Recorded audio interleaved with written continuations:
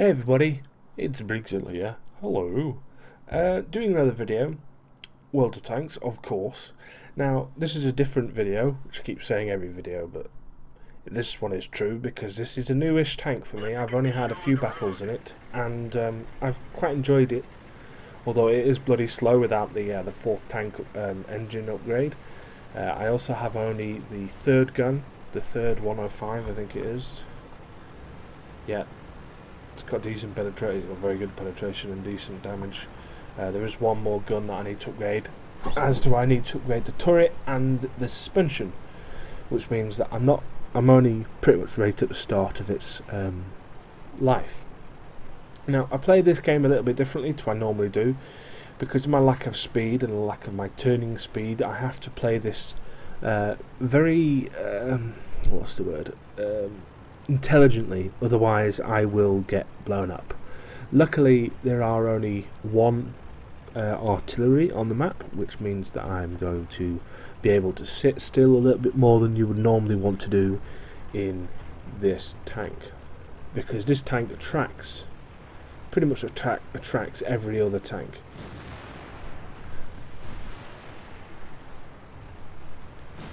Notice, yeah, I haven't gone up yet because I want to get into a position where I can move so I am face on.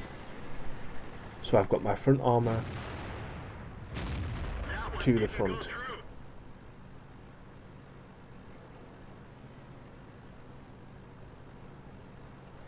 I have no idea what this 121 is doing, but it's not doing very much. So I'm going to now see what I can do by shooting at this tank. I've bounced twice and penned once. So this is what I plan to do. I plan to sit on this kind of hill area and kind of just move up and down and see what we can see. I want to stay behind these bushes so I get as maximum amount of camouflage as possible, even though there's no real point in sitting behind camouflage in this tank. I will sit here until I am focused. In other words, I am shot at, and then I will move.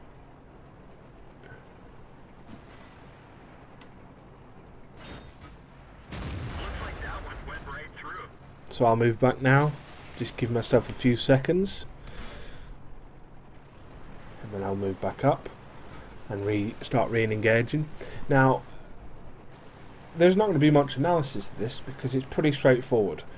I've got to try and hit these tanks the best as possible. I'm going to face this tank that's my compatriot, whatever. I will bounce off him, unfortunately. I do quite a lot of bouncing to begin with. But eventually I will start to really hit the tanks quite hard.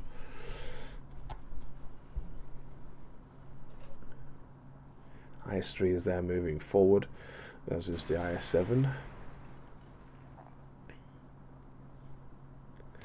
The 121 has gone down, so that's one less thing to worry about. I'm going to engage the T-34, which I think is still there. I decide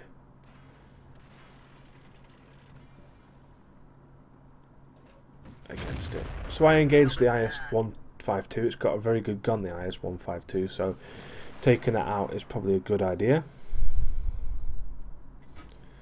I missed my opportunity, unfortunately. The T-34 is still there. I missed my shot due to the accuracy. It's unfortunate.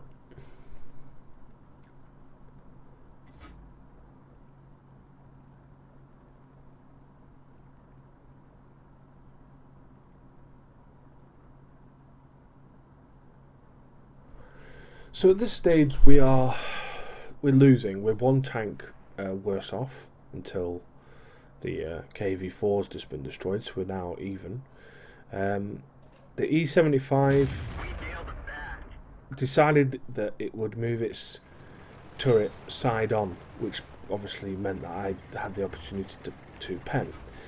So at this position here, I'm thinking the E-75 has got a better gun than me, most likely. Its turret is obviously better than mine, because he was at 920 health. The IS-7 is in a dangerous position. He might get taken out any minute. The T-34 is still got quite a lot of points of health, so he's going to be okay for now. But with the E-75 being there, it means that the T-34 and possibly the VK3002D is going to be following. So I've got to fall back and really help the Object 704 and the T-95 to take these tanks out.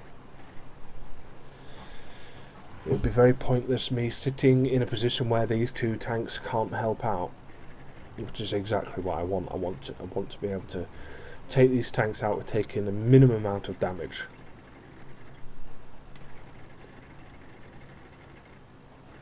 So I'm going to get into a position where I can see both the hill and have enough cover to cover myself. So I'm going to use the hill for my turret, which is not necessarily a good idea, especially when you've only got the Tiger 2 upgraded turret, because it's only got, I think it's 160 front millimeter armor and 120 of the sides, whereas if you had the upgraded one, I think it's like 250 odd for the front. So, but we'll do it anyway, and we'll see if we can get some hits off on these two tanks that are going to come over the hill. I'm going to poke up to see if I can get a spot.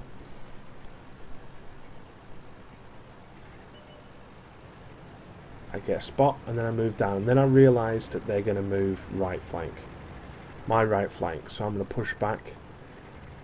Hopefully the T-95 and the Object 704 can get into some position where they can take it out, and for somewhere out of nowhere the IS-3 turns up, which was quite a strange thing to see when I didn't even knew it was there.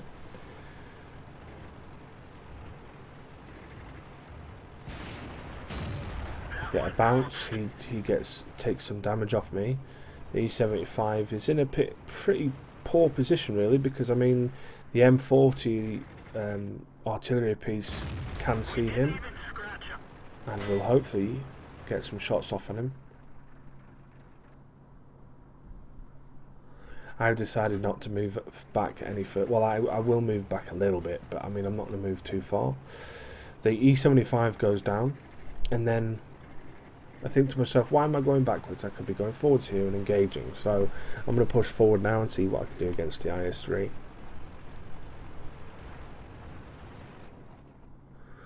The ISU-152 goes down.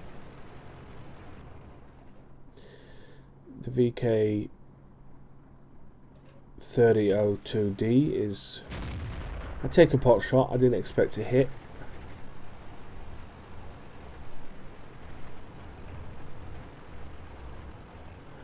Now I'm going to focus on the IS-3 here. He's moved side on, which is great for me. It means I can get a good shot off on him. I'm going to take any hits that he's going to try and throw at me. Unfortunately for him, he's not going to be able to do much damage. Get a good hit there and finish him off. The T-34 is also not going to do that much damage against me. I mean, it'll get a couple of hits, but unfortunately he is too late. And then I get a decent shot off on the 3002D, but I don't get the kill, unfortunately. So that's it. It's been quite a quick video. There wasn't very much analysis because it didn't really need it. It was all pretty straightforward stuff, and that was my first real experience of the E-75. I hope you enjoyed.